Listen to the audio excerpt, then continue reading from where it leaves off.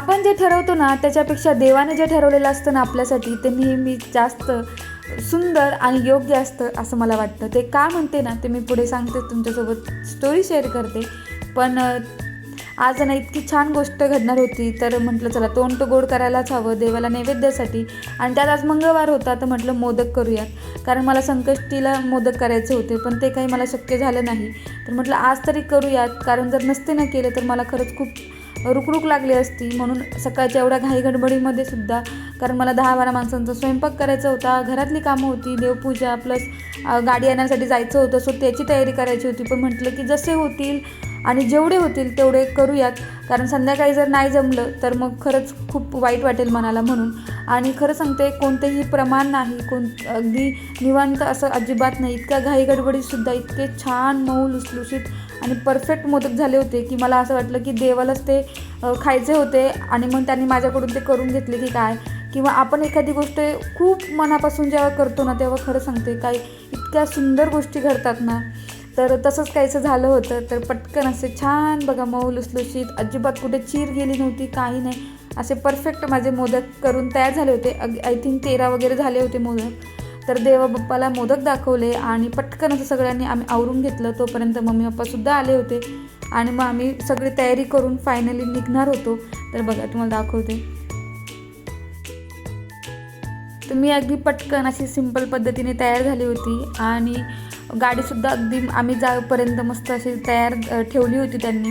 गाडी ठरवलं, गाडी घेतली, इतकं अचानक झालेलं होतं, कारण माझ्या काही ध्यानीमनी नव्हतं की आपण गाडी वगैरे घ्यायची आहे. यांच्या डोक्यात वर्षापासून सुरू होतं, पण मी बऱ्याचदा यांना म्हणत होती की नको, कशाला, कारण आपल्याला त्याची काही गरज नाही आहे. पण मग हे पण जास्त काही मनावर घेत नव्हते की बोलायचे ठीक आहे म्हणून. पण एकादशीच्या दिवशी म्हणजे आदल्या रात्री मला हे म्हटलं की नाही आपण ना गाडी घेऊयात म्हणून. मला एक गाडी खूप आवडली वगैरे, पण मी जसं नेहमीप्रमाणे म्हणते की नाही नको, कशाला, आपण पुढे बघूयात वगैरे.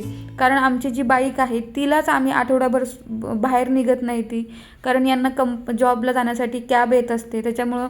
आणि आम्हा दोघांनाही फारसं काही फिरण्याची आवड नसल्यामुळे म्हटलं त्याचा आपल्याला काही वापर नाही, तर आपण नको घेऊयात म्हणून. आणि लगेचच एवढे पैशांची इन्व्हेस्टमेंट कशाला करायची.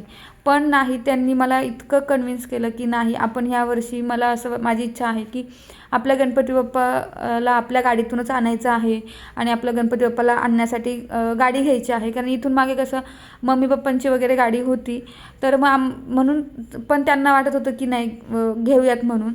तर मी पण म्हटलं की ठीक आहे बघूयात, कारण मी थोडी ना कन्फ्युजनमध्येच होती. पण चला, मी फक्त म्हटलं की हां बघूयात म्हणून.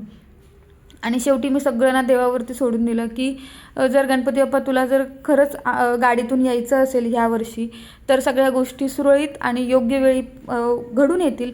आणि जर नसेल आमच्यासाठी योग्य किंवा तुला इच्छा नसेल तर त्या गोष्टी जुळून नको येऊ देत, सगळं आता तुझ्या हातात आहे असं म्हणून मी सोडून दिलं. आणि एकादशीच्या दिवशी हे शनिवार रविवार 2 दिवस जात होते बघण्यासाठी वगैरे. पण काही गोष्टी यांना आवडायच्या तर काही गोष्टी जुळत नव्हत्या, अशा सगळ्या गोष्टी घडत होत्या. तर मग पुढच्या आठवड्यात म्हणजे शनिवारीसुद्धा आम्ही गेलो, पण तेव्हासुद्धा आम्हाला ज्या गाड्या आवडायच्या त्या तिथे आम्हाला जाऊपर्यंत त्या सेल झालेल्या असायच्या, किंवा तिथे गेल्यानंतर मग आम्हाला जास्त आवडायची नव्हती, कारण ज्यावेळेस आम्ही बघायचो ॲपवरती त्यावेळेस आम्हाला ते ओके वाटायचं. तर अशा सगळ्या गोष्टी घडत होत्या. रविवारीसुद्धा संकष्टी होती, माझा उपवास होता. आम्ही दोघांनीही खाऊन वगैरे 4 वाजता निघालो होतो. तर हे म्हटलं की चल आता बघून येऊयात, की मला एक आवडली अजून एक, तर आपण आजसुद्धा जाऊयात. तर म्हटलं चला ठीक आहे, कारण इथून मागे जे गेले होते त्यावेळेस एकटे जायचे. तर मी गेली होती आणि तिथे आम्हाला जी आवडली होती नेहमीप्रमाणे तीसुद्धा बुक झाली होती. तर आता मग करायचं काय.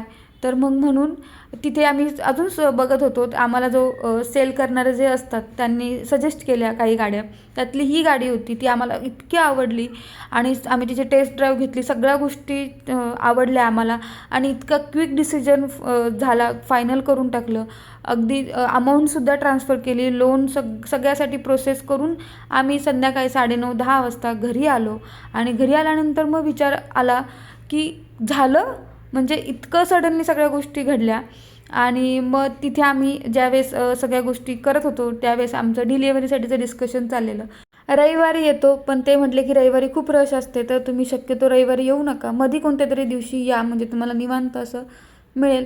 तर म्हटलं आता शनिवारी तर नाही येऊ शकत, मग कधी आणायचं. आणि हे अगदी पहिल्या याच्यामध्येच म्हटले की आपण मंगळवारी आणूयात. मग तर म्हटलं मंगळवारी कसं काय, तर ते म्हटले की नाही, आपण गणपती बाप्पाच्या दिवशीच आपण आणायची आहे, कारण आम्ही बुकसुद्धा संकष्टीलाच केली होती. तर म्हटलं की आपण गाडी घरीसुद्धा गणपती बाप्पाच्या वार जो आपला मंगळवार असतो त्याच दिवशी आणायची आहे. तर बघा, इतक्या सगळ्या गोष्टी अचानक आणि ध्यानीमनी नसताना आपल्या आयुष्यात घडत असतात, कारण त्या देवाने प्लॅन केलेल्या असतात आणि आपल्यासाठी त्या जास्त योग्य असतात. सोमवारी आम्ही हाराची किंवा आपण इथं सगळं सामान आणण्यासाठी गेलो होतो, त्यावेळेस रिमझिम पाऊस पडत होता आणि आम्ही दोघं विचार करत होतो की आता उद्या जर असाच पाऊस असला तर मग उभं राहता येणार नाही किंवा छत्री घेऊन पूजा करावी लागेल आणि दिवा वगैरे विझतो किंवा हळदी कुंकाचं आपण जे स्वस्तिक वगैरे काढतो तर ते सगळं काहीच राहणार नाही असं आम्हाला वाटत होतं. पण मंगळवारी सकाळपासून अजिबात पाऊस पडला नाही. तुम्हाला व्हिडिओमध्ये दिसलं असेल की सगळीकडे कोरडं होतं, अजिबात ओलसर नव्हतं. तर बघा, आता हे सुद्धा काय आहे की म्हणजे सगळं अगदी कसं जुळून येणं आणि परफेक्ट होणं ना, असं काहीसं घडत होतं. आणि पुढे ज्यावेळेस ला नारळ फोडला गेला त्यावेळेस तो नारळ उभा फुटला आणि उभा फुटणे तर तुम्हाला माहिती आहे की किती शुभशकून असतो.